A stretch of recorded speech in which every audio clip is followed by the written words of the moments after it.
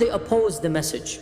By many ways. Of them is they tried to convince Abu Talib, and then they tried to block the da'wah indirectly, and then they had a showdown with Abu Talib. What else did they do in order to prevent the prophetic message from being taught to others? The third thing that we'll mention is that they tried to ban the recitation of the Quran in public. They tried to make it that if the Quran were recited, they would drown it out with their voices, or they would not even allow it to be recited. The fourth tactic was to ridicule the Prophet ﷺ and the believers. Another tactic, the fifth tactic, is false accusations, not just joking but slander. The sixth point we'll mention, sometimes they tried to challenge the Prophet ﷺ for a miracle. The seventh tactic that they did was attempts of a middle ground, or attempts of outright bribery directly. The Jews understood who is a prophet. The Arabs did not know who is or what is a prophet. And therefore, when the Arabs heard of this, that you are a prophet of God, the only other nation that they knew who believed in prophets were the Jews and Christians. And so they sent emissaries to the Jews, they sent emissaries to the people of the book in order to say, okay, this is a phenomenon that is from your religion, it's happening in our culture.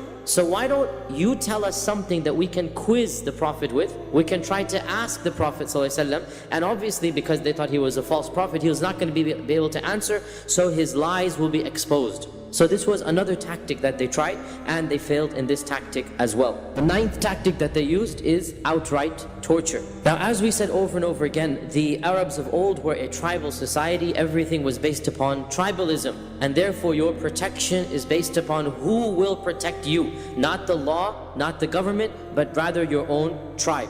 And therefore, those who had tribal bonds, like the Prophet ﷺ, like Abu Bakr, like others, they were somewhat protected, somewhat. However, as we know, many of the earliest converts were from the slaves and the mawali. Sa'id ibn Jubayr asked Ibn Abbas, was the torture really that bad? So Ibn Abbas responded that the believers were tortured in early Islam so severely, and they were starved and they were deprived of water until they could not even sit up out of pain. They would have to be almost semi-conscious on the ground. And until one of them would be told, is Allat and Al-Uzza your God? And they would respond, yes, Allat is my God, yes, Al-Uzza is my God, just to get rid of the torture. In fact, Ibn Abbas says, so much so that if an insect passed by them and they would have been asked, is this insect your God? They would have responded, yes, it is my God, just to get rid of that torture. The main culprit behind all of this torture was none other than Abu Jahl. Now the question arises, what happened with the Prophet ﷺ himself? Did he undergo any physical torture? No doubt that the Quraysh overall and the Prophet ﷺ as well were relatively protected. But this does not mean that nothing happened to them. This does not mean that they were completely immune. Rather, we have a number of incidents in which the Prophet ﷺ was physically harmed.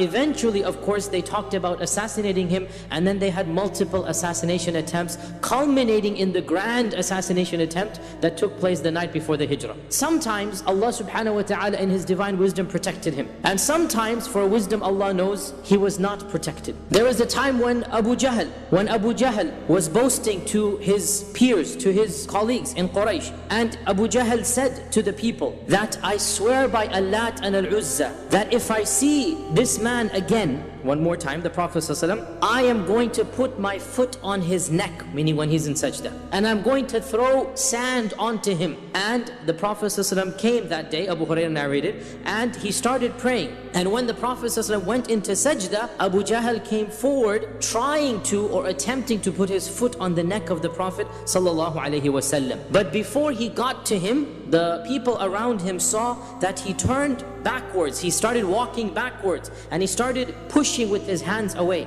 and they couldn't see what was happening. And when he returned back, they said, what happened? What happened to your threat? Why did you walk away? We saw you putting your hand out. And so Abu Jahl said that I saw between me and him a pit of fire, and there were wings hovering above that fire. When the Prophet ﷺ finished, he told the Muslims that this fire was brought by the angels. The wings were those of the angels. And had he taken one step closer, the angels would have shred him, basically to bits and shreds. They would have shredded him into bits. It is also narrated, Urwa ibn Zubayr asked Abdullah ibn Amr ibn al-As, tell me the worst thing that you saw happen to the Prophet ﷺ in Mecca. So Abdullah ibn Amr narrates what he saw. And he says, once the Prophet ﷺ was praying next to the Kaaba, when Uqba ibn Abi Mu'ayt came from behind him, and he took off his thawb, his garment, could have been like a type of shawl, and he threw it around his neck, the Prophet ﷺ's neck, and began to choke him. And the Prophet ﷺ was struggling with that choking, and the people did not intervene at all. Until finally Abu Bakr was told that your companion is being tortured. And so he rushed to the masjid and he began beating up from behind now, because now the process of being choked from behind. And so he attacked Uqba and he said to him, أَتَقْتُلُونَ رَجُلًا أَنْ يَقُولَ رَبِّيَ اللَّهِ? Are you going to kill a person just because he says, my Lord is God, my Lord is Allah? And there are other examples of this nature where they physically harmed him. Sometimes the harm was not physical but rather emotional. So Ibn Mas'ud said that once the Prophet ﷺ was praying again in front of the Kaaba, when Abu Jahl and a group of his ilk, of his peers, were sitting around each other, and the day before a camel had just been sacrificed. So Abu Jahl said, who amongst you will go to the carcass of that camel? There is a dump area outside Mecca. There's an area where you would throw your trash. So who will go to the carcass of that camel and bring the entrail, the intestine, the guts, that which nobody's going to eat, it's been thrown away. Bring that and throw it on the back of the Prophet of Muhammad when he is praying to his Lord. And so the worst of them, Ibn Mas'ud says, the worst of them, Uqba ibn Abi Mu'ayt, the one that we just mentioned. He goes to a dead carcass and he puts his hand inside this filthy, decomposing body, and he carries with his own two hands entrails, blood, this disgusting sticky substance, and he comes from that yard, from that lot, and he walks all the way into the city, and the Prophet ﷺ is still praying, because as we know, the Prophet ﷺ's prayer was long. He waited for him to go into sajda. The Prophet ﷺ is unaware of what's happening behind him, and when he fell into sajda, then Uqba came and he dumped all of the stomach and the entrails and the intestine, it's a camel, it's not a trivial animal, and he dumped it all onto the head of the Prophet ﷺ while he is in sajda, and all of it fell onto him, and the weight of it was so heavy that he could not lift himself up. Ibn Mas'ud said, فَاسْتَضْحَكَ الْقَوْمِ. The people began to laugh so hard that some of them had to fall onto their sides,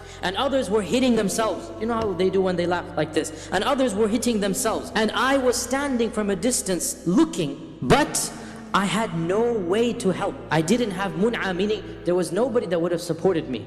I am Ibn Mas'ud, these are Abu Jahl and whatnot. And the Prophet ﷺ remained sajid, remained in sajda, until some persons went to tell Fatima, who at this time was probably around 8-9 years old, went to tell Fatima that your father needs your help. And so Fatima was a Juwaydiyah, was a little girl, Ibn Mas'ud is saying. She was a little girl at the time, and she began crying and running towards the Prophet ﷺ and helped him get this dead animal off of his back. And the Prophet ﷺ then stood up, he managed to stand up, and he turned and he faced them. And he raised his finger up to Allah subhanahu wa ta'ala, and when they saw him in this fashion, they became quiet. And he began making dua against them by name. Allahumma alayka bi Abi Jahl.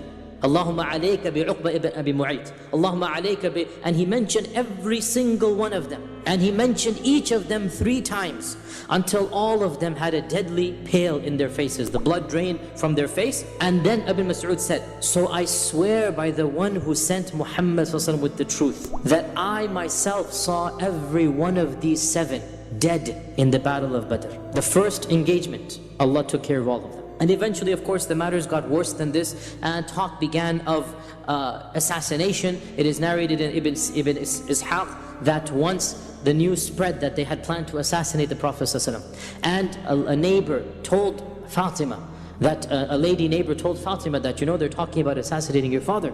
And Fatima ran home and told the Prophet ﷺ that they're planning to assassinate you. And the Prophet ﷺ said, fear not, Allah Azza wa Jalla will take care of me. Bring me water. And so she brought him water. He did wudu, he made dua to Allah subhanahu wa ta'ala, and he walked into the masjid. And they had their arms and they were ready to kill him, but not one of them could move. They all became paralyzed. They could not stand up. And the Prophet ﷺ took some sand and threw it at their faces while they're sitting and looking at him, and they were completely paralyzed. And he said, Shahatil wujuh, may these faces be cursed. And in this riwayah as well, the Sahabi says, every one of these were of those who were killed in the battle of Badr. The last tactic that they did is the tactic of the boycott. And the boycott is its own topic that we're going to talk about. When the Sahaba reached around, we don't know an exact number, but roughly a ballpark figure, around 20 or 30 of the Sahaba were present. The Prophet ﷺ realized that he needed a place to congregate, because they couldn't do so in Mecca, in the Kaaba, because it was too public. A lot of Muslims were secret Muslims. So the Prophet ﷺ decided to choose the house of, as you all know, Al-Arqam ibn Abil Arqam. And so Darul Arqam became the place where the Sahaba would meet. When did this happen? We don't have any year, but probably around, we would estimate around the middle of the 3rd or the beginning of the 4th year. In other words, as soon as the da'wah went public, within a few months after that. Remember, the da'wah went public after 3 years, right? After 3 years, when the da'wah becomes public, all of this persecution begins. The Prophet ﷺ needs a place, so he chooses the house of Al-Arqam.